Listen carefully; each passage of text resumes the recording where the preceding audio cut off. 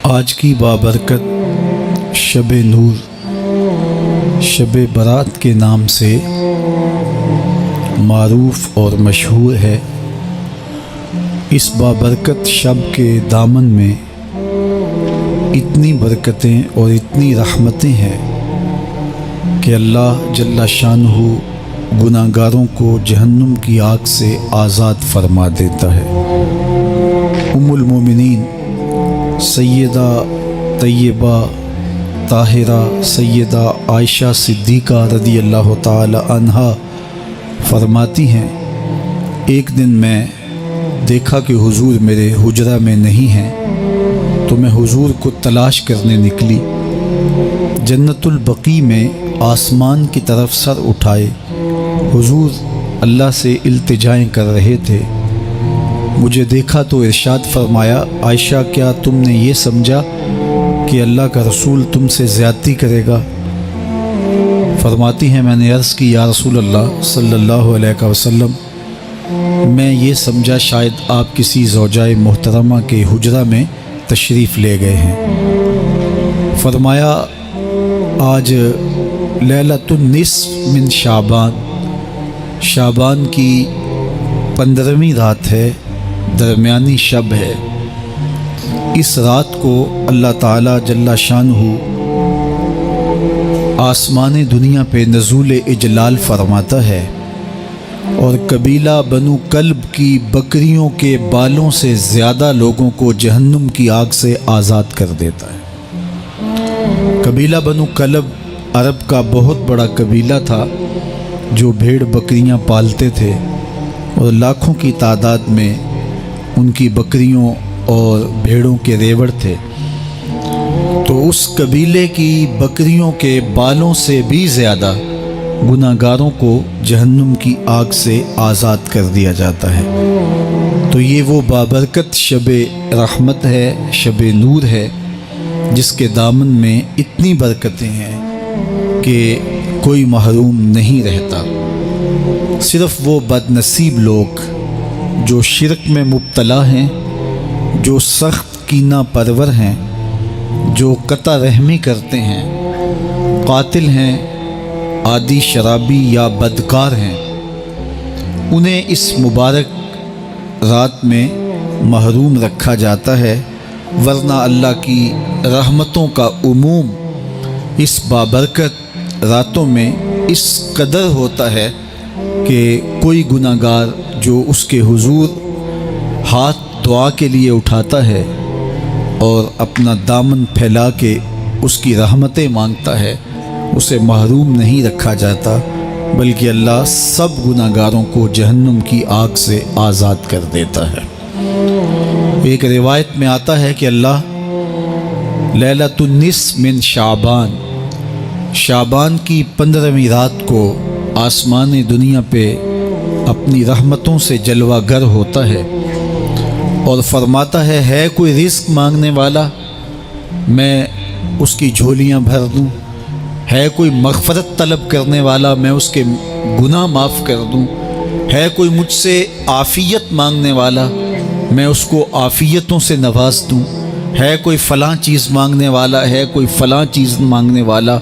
اس کی رحمتیں آواز دیتی ہیں اور یہ آواز غروب آفتاب سے لے کر کے طلوع فجر تک مسلسل بندوں کو دی جاتی ہے، اور بندے اس کے حضور اگر دستے طلب دراز کریں، اپنی جھولی پھیلائیں، تو اللہ تعالیٰ ان کو ان کے مانگنے سے بھی زیادہ عطا فرماتا ہے۔ اس امت کو اللہ تعالیٰ نے اس طرح کی راتیں دے کر کے مغفرت، بخشش، غفران اور رحمتوں کی فراوانی نصیب کی ہے۔ میرے حضور نے ارشاد فرمایا، ایک شخص صبح سے لے کے ظہر تک مزدوری کرتا ہے، اس کو ایک قیراط ملتا ہے۔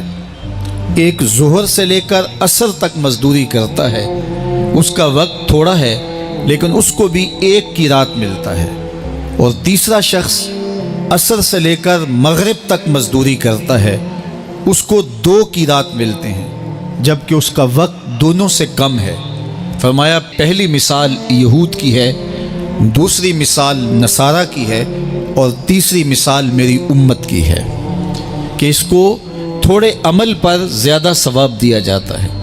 تو یہود اور نصارہ نے اس پہ برا منایا تو حضور علیہ السلام نے فرمایا کہ اللہ نے ان کے اجر میں تو کمی نہیں کی لیکن مسلمانوں کو زیادہ اجر دے دیا، تو یہ اس کی کرم نوازی ہے۔ تو یہ تھوڑے وقت کی عبادتیں اور چند راتوں کی بیداری اور مخصوص اوقات میں اللہ کے حضور عبادت و ریاضت ایک گناہ گار کو کہاں سے کہاں تک پہنچا دیتی ہے، اس کے گناہوں کی معافی کا ذریعہ بھی بنتی ہے اور درجات کی بلندی کا سبب بھی۔ دیکھیے لیلۃ القدر ایک رات 1000 مہینے کی عبادتوں سے بہتر قرار پاتی ہے۔ اسی طرح دیگر مواقع ہیں کہ اللہ تعالیٰ اس امت کے لیے رکھے ہیں، رحمت رب بہانہ می طلب، اور یوں بھی پڑھا گیا رحمت رب بہانہ می طلب۔ اس کی رحمتیں قیمت نہیں مانگتی اور اس کی رحمتیں بہانہ تلاش کرتی ہیں، تو وہ اپنے بندوں کو بخشنے پہ آمادہ ہے اگر وہ اپنا دامن طلب پھیلائیں۔ قرآن مجید میں ایک مقام دیکھیے کتنا دل آویز ہے، فرمایا ما یفعل اللہ بعذابکم، اللہ تمہیں عذاب دے کے کیا کرے گا؟ اس کی یہ چاہت نہیں ہے کہ تمہیں عذاب میں مبتلا کرے، اس کی چاہت یہ ہے کہ تم اس کی چوکھٹ پہ آؤ، جھولی پھیلاؤ، اس سے خیرات اور رحمت مانگو، اور وہ تمہارے ماضی کے سارے گناہ معاف کر کے، ساری غلطیاں معاف کر کے تمہیں اپنی رحمتوں سے مالا مال فرما دے۔ تو وہ بندوں کو بخشنے پہ، بندوں کی مغفرت کرنے پہ آمادہ ہے اور اس کی رحمتیں بہانے تلاش کرتی ہیں۔ اللہ اکبر۔ اور دوسری جانب اس کے بندے، اس کے مملوک، اس کی مخلوق، اور مخلوق کی گناہگار اور نیکوکار اس کی رحمتوں کے طالب ہوتے ہیں، بلکہ وہ گناہ کرنے کے بعد جب معافی مانگتے ہیں تو اللہ کو یہ معافی بہت پسند ہے۔ معافی مانگنا، اس کے حضور اپنے دامن کو پھیلانا، وہ اس کو بہت زیادہ محبوب ہے۔ انسان کی فطرت کے اندر گناہ رکھا گیا ہے، آگ، ہوا، مٹی، پانی، یہ ان 4 چیزوں کا مرکب ہے۔ اس کے جو عناصر ہیں اس میں کبھی اعتدال قائم نہیں رہتا اور اس سے گناہ سرزد ہو جاتے ہیں۔ گناہ کرنے کے بعد بندے کا اس گناہ پہ اصرار کرنا، اڑ جانا، ضد کرنا، توبہ نہ کرنا، اللہ کو یہ پسند نہیں۔ لیکن اگر اس سے گناہ سرزد ہو جائے تو پھر وہ توبہ کر لے تو اللہ کو یہ بہت زیادہ پسند ہے۔ جو اس سے ہو سکے نیکی وہ اللہ کے حضور پیش کرے، لیکن اس کے اندر جو شر رکھی گئی ہے، اس کے اندر جو قوتیں گناہ کی رکھی گئی ہیں، اس سے اگر اس سے گناہ سرزد ہو جائے تو پھر وہ اللہ سے توبہ کرے، اللہ کی طرف رجوع کرے، تو اللہ اس کی توبہ کو نہ صرف قبول کرتا ہے بلکہ اس کے گناہوں کو معاف کرتا ہے اور گناہوں کو بدل کے نیکیوں میں تبدیل کر دیتا ہے۔ جب گناہ نیکیوں میں تبدیل ہو گئے تو جتنا بڑا گناہ گار تھا اتنا بڑا نیکوکار ہو گیا۔ حضرت سیدنا عمر رضی اللہ تعالیٰ عنہ بازار میں جا رہے تھے تو ایک شرابی نے ہاتھ میں بوتل پکڑی تھی شراب کی، تو حضرت عمر ہاتھ میں درہ رکھتے تھے اور آپ کا جاہو جلال دیتنیت ہوتا، تو جو ہی حضرت عمر رضی اللہ تعالیٰ عنہ کو اس نے دیکھا تو ڈر گیا اور دل ہی دل میں کہا، اے اللہ آج عمر کے قہر سے بچا لے، میں تیری بارگاہ میں سچی توبہ کرتا ہوں، اور جلدی سے شراب کو بغل میں چھپا لیا۔ اتنے میں حضرت عمر سر پہ پہنچ گئے اور گرج کر کڑک کے کہا کہ یہ تیری بغل میں کیا ہے؟ چونکہ اس کو بوتل چھپاتے دیکھا تھا تو وہ ڈر گیا اور ڈرتے ڈرتے کہنے لگا، حضرت یہ سرکہ ہے۔ اب تھی تو شراب، لیکن ڈرتے ہوئے بولا، حضرت سرکہ ہے۔ تو حضرت عمر نے کہا، نکال۔ جب نکالا تو شراب نہیں تھی، واقعی سرکہ بن چکا تھا۔ تو جب اللہ کے حضور کوئی توبہ کرتا ہے، اللہ اس کے گناہوں کو بدل کے نیکیوں میں تبدیل کر دیتا ہے۔ حدیث پاک میں آتا ہے کہ قیامت کے دن اللہ ایک شخص کو کہے گا کہ اپنا نامہ اعمال پڑھ، تو وہ نامہ اعمال پڑھنے لگ جائے گا۔ تو نامہ اعمال کے اندر چھوٹے گناہ بھی ہوں گے، بڑے گناہ بھی ہوں گے، تو اللہ سے حیا کرتے ہوئے، شرم کرتے ہوئے وہ بڑے بڑے گناہوں کو چھوڑتا جائے گا اور چھوٹے چھوٹے گناہوں کو پڑھتا رہے گا۔ جب وہ سارے گناہ پڑھ چکے گا اور کتاب ختم ہوگی تو اللہ تعالیٰ اسے فرمائے گا، میرے بندے تو نے یہ جتنے گناہ پڑھے ہیں میں نے سب کو بدل کے نیکیوں میں تبدیل کر دیا۔ تو بندہ کہے گا، اللہ ابھی تو میرے بڑے بڑے گناہ رہتے ہیں جو میں نے پڑھے ہی نہیں۔ فَضَحِكَ النَّبِيُّ حَتَّى بَدَتْ أَنْيَابُهُ، حضور جب یہ بیان فرما رہے تھے تو حضور اتنا مسکرائے کہ صحابہ نے حضور کی داڑھیں دیکھ لی۔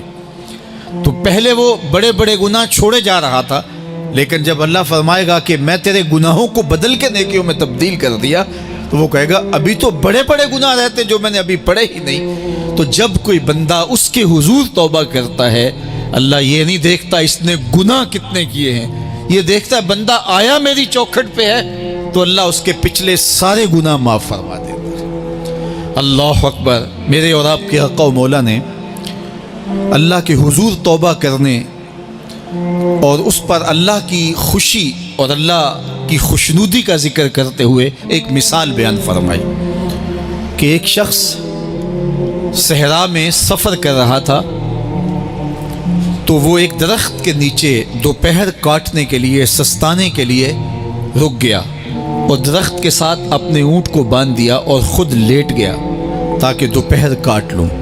تھوڑی دیر کے بعد جب اس کی آنکھ کھلی تو اس نے کیا دیکھا کہ اونٹ ماں ساز و سامان کے ساتھ غائب ہے۔ اب صحرا میں اونٹ کا گم ہو جانا گویا زندگی چلے جانے کے مترادف ہے۔ تو اس نے دائیں بائیں بھاگ دوڑ کے دیکھا کہ کہیں اونٹ کا نشان مل جائے، لیکن اونٹ کا نشان نہیں ملا۔ تا حد نظر کوئی انسانی آبادی نہیں۔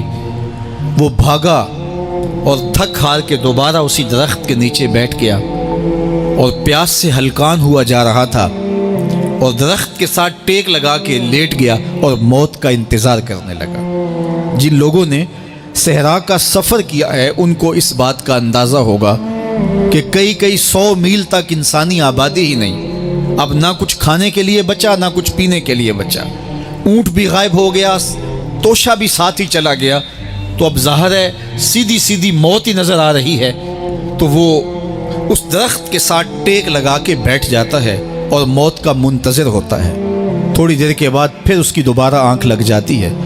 جب دوبارہ آنکھ لگتی ہے تو تھوڑی دیر بعد پھر آنکھ کھلتی ہے۔ جب دوبارہ آنکھ کھلتی ہے تو دیکھتا ہے کہ اونٹ جو گما تھا ماں ساز و سامان کے اس کے پاس کھڑا ہے۔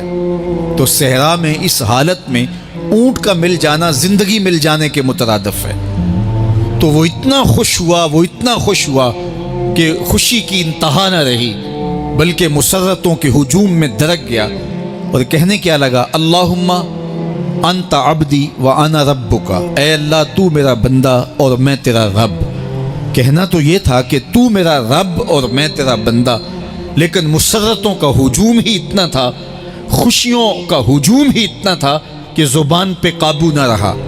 کسی کے آنے سے ایسے ہوش اڑے ساقی کے، شراب سیخ پہ ڈالی اور بوتل میں کباب۔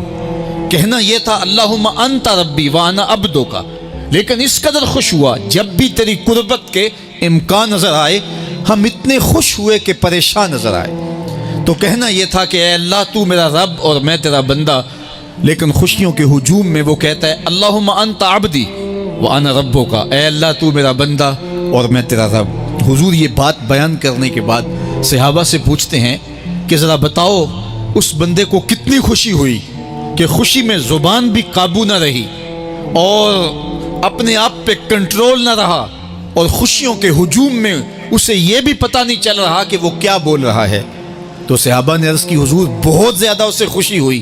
تو میرے حضور نے یہ بات کرنے کے بعد ارشاد فرمایا، جس طرح اس کو گما ہوا اونٹ ملا اور اس کی خوشی کی انتہا نہ رہی، تو فرمایا جب کوئی شخص توبہ کرتا ہے اور اللہ کے حضور پلٹ کے آتا ہے، گناہوں سے معافی مانگ کے اس کی دہلیز پہ آتا ہے، میرے حضور نے فرمایا اللہ اس سے بھی زیادہ خوش ہوتا ہے کہ میرا بندہ میری چوکھٹ پہ آ گیا ہے۔ تو وہ یہ چاہتا نہیں کہ اپنے بندوں کو عذاب دوں، وہ خود آگ میں چھلانگے لگائے تو اس کی مرضی، اگر گناہ سرزد بھی ہو گیا ہے تو کوئی بات نہیں، معافی مانگ لی جائے۔